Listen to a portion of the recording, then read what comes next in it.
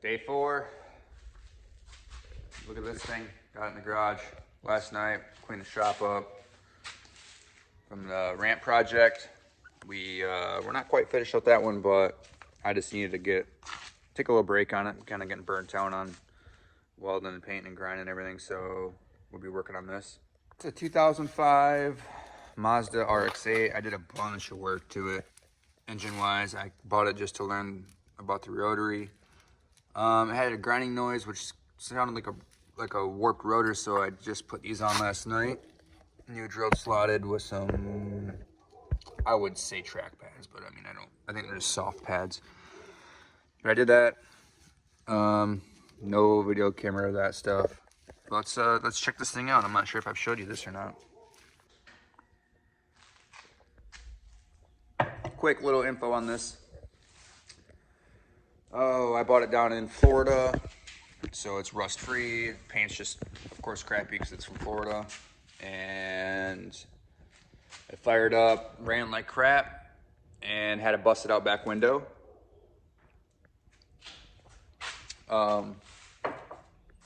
So that was a big situation. The back window was busted out, and Safelite wanted like $800 just for the windshield, and then plus another however much to install it. So I sourced another one and installed it myself. Did a wonderful job. There's no leaks. There's no nothing. Sealed with a 3M glass caulking stuff or whatever. No gaps. Nice. I did a good job. Peepaw and I did that one. So that's all good to go. Interior, for being in a hurricane and everything out the storm. Down in Florida, it was like no back windshield for a couple of years, I guess, is what I was told. The only real sun damage is that airbag deal, which I've heard that's a common issue on these. It is the material that it's made out of. It's very brittle. Let's pop the hood. Hood. Alright. So, like I said, oh yeah, that's only, there's some scratches on the hood. But this is aluminum, so it'd be pretty easy to clean up. Got this hood prop here.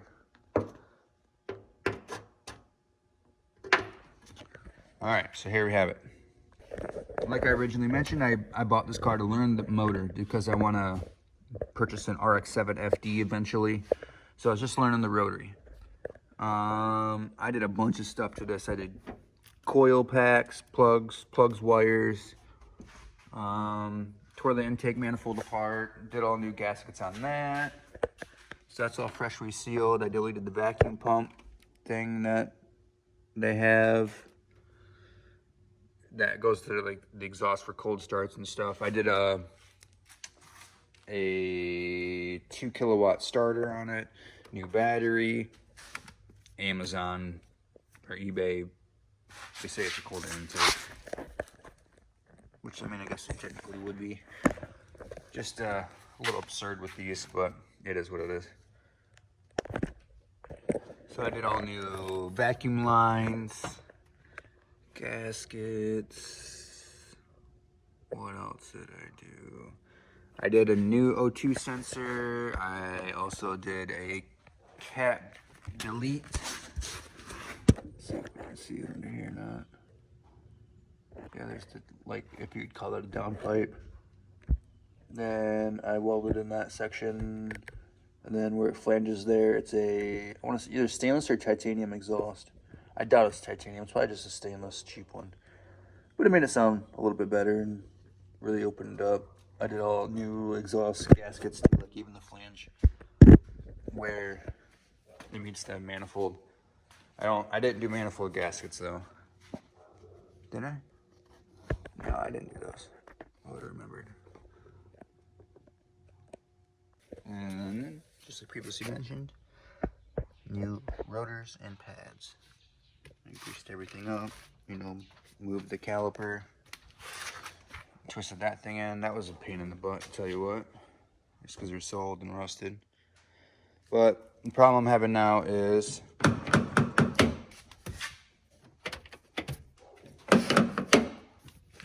only opens from the inside.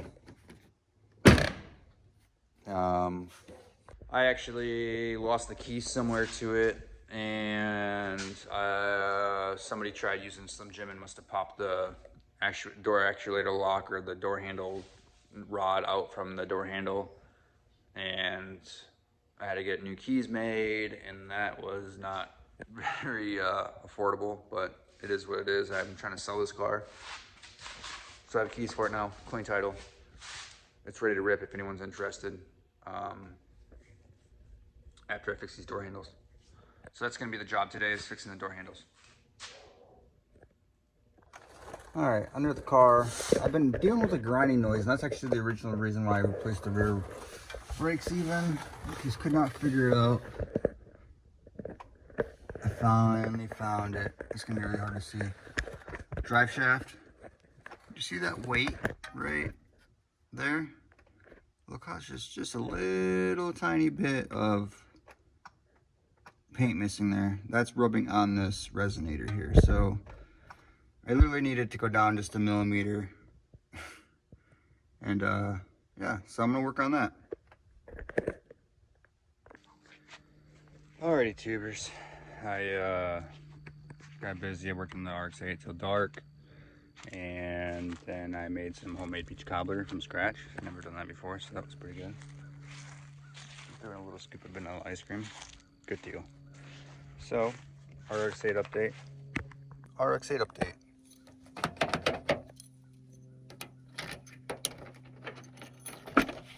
Yay! Opens. Oh, you guys even heard this thing fired up yet. I got somebody coming to look at it maybe today, so just to make sure, because you know how it goes when you go to sell it.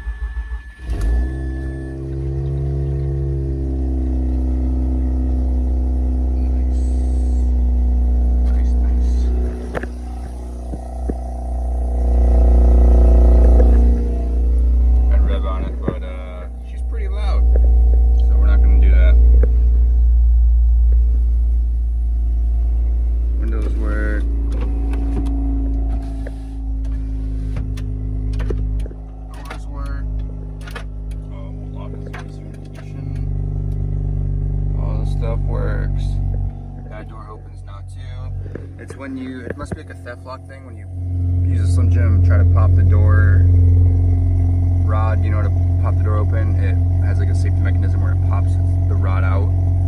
So literally the only way you can get into these cars, you have to pry apart the seal here, reach in there, and you have to get the door handle and open it that way. If you unlock this, the door still will not unlock. So you just right away go in there, grab the door handle, and just I used a metal measuring tape, or not measuring tape, but like, what do you want to call it, measuring stick with a hole at the end, and I zip tied a zip tie onto it and bent it in, and then dangled right down into here, and it and pulled it open. So that's how you